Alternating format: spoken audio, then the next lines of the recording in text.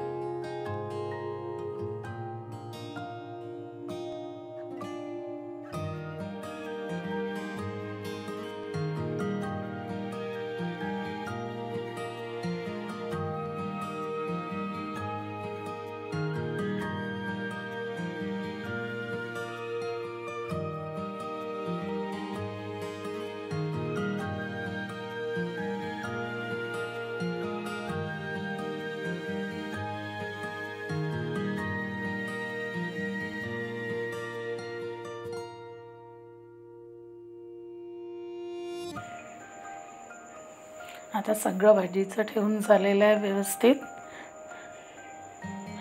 रवा भाजायला घेते. आधी मी कोरडा रवा भाजून घेते.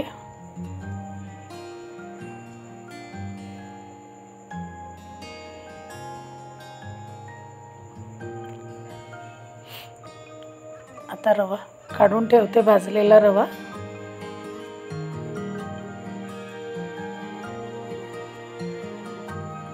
आणि उपम्यासोबत खायला आपल्याला सोबत खोबरा किसाची आणि हिरवी मिरची घालून छान चटणी करायची आहे.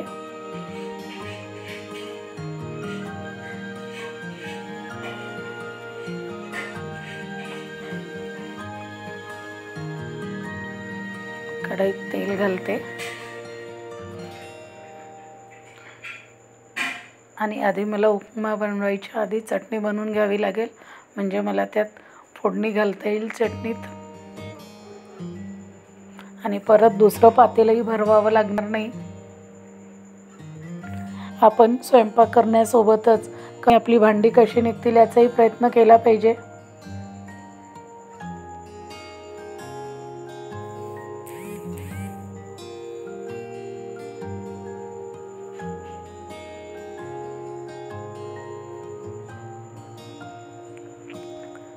चला आता खोबऱ्यामध्ये मिरची घालून घेते. एक 4-5 मिरच्या घालते मी खोबऱ्यात.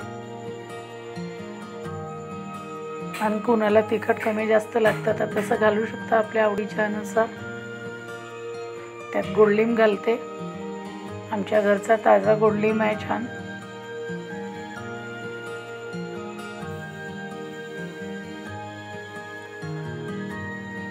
त्यात चवीनुसार जिरं, मीठ आणि साखर घालते.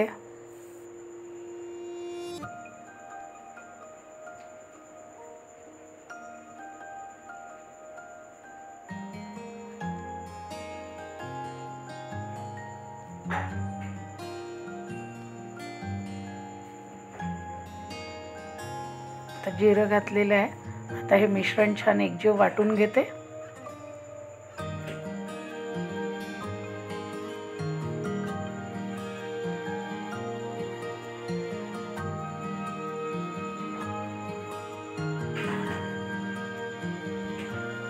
आता चटणी सैलसर करण्यासाठी त्यात थोडं पाणी घालावं लागेल. थोडं पाणी घालते.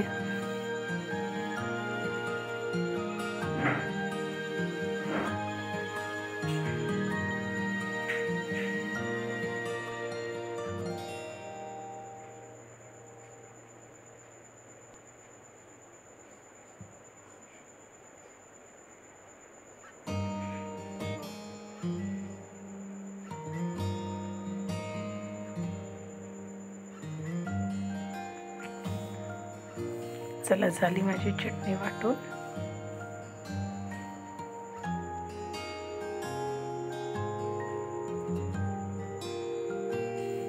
आंबटपणासाठी त्यात दही घालते. दह्याने चटणीला छान आंबट अशी चव येते. एक आंबट गोड चव छान लागते खायला.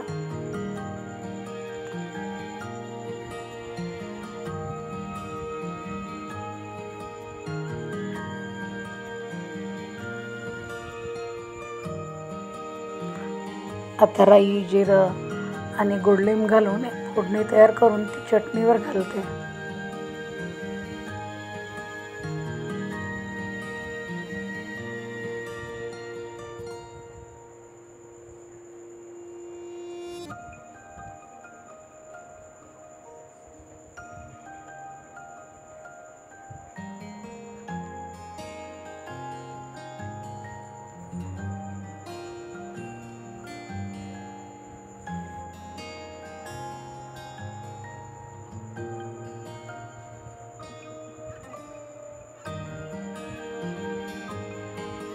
चला, आपली आता एक छान चटणी तयार झाली.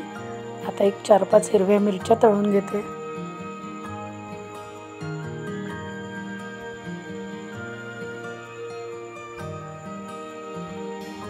आता कढईमध्ये मी शेंगदाणे घातले. तेलात कांदा घालते.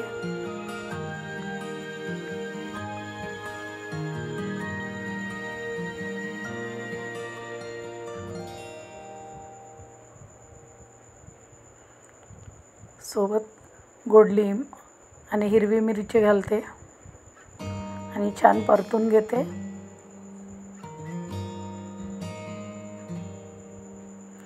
आपली कढई खूप तापली होती म्हणून मी काही वेळ जरा गॅस बंद केला होता.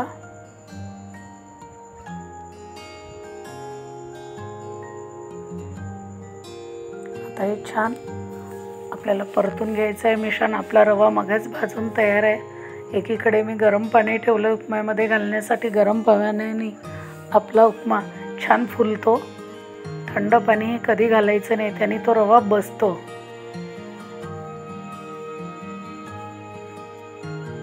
चला, आता मीठ घालते.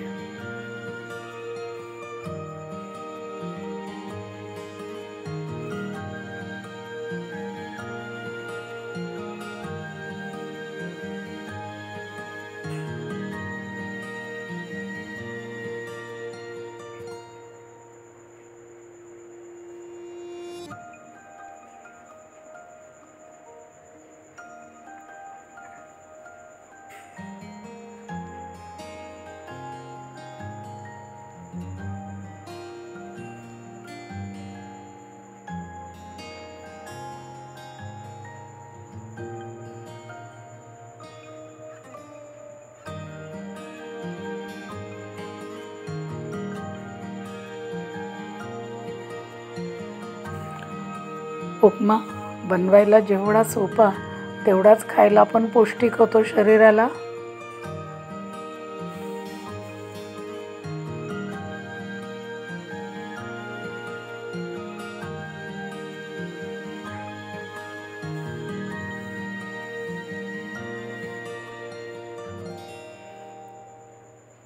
यामध्ये आपण दही पण घालू शकतो, निंबूही पिळू शकतो, त्याने एक छान चव येते। आता मी गरम पाणी घालते त्यात। पाणी छान उकळलं की उपमा अगदी 2 मिनिटात शिजून रेडी होतो।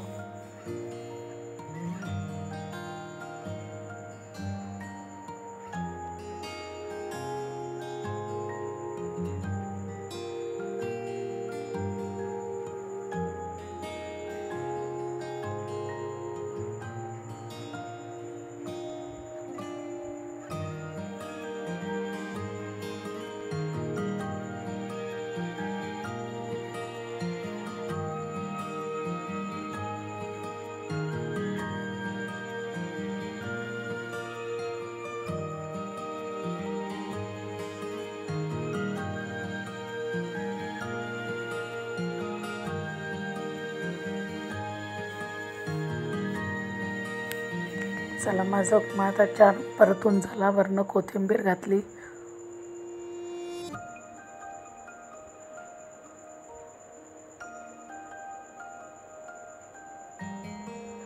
आता गरम उपमा प्लेटमध्ये काढून घेते।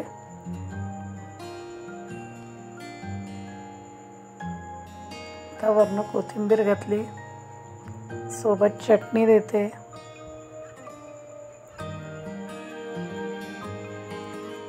निंबू पिळलं, सांबार घातलंय त्यात, चटणी, आणि असा खमंग आपला उपमा आणि चटणीचा बेत रेडी झालाय। तुम्हाला हा व्हिडिओ आवडला असेल तर नक्की शेअर करा, सबस्क्राईब करा, लाईक करा।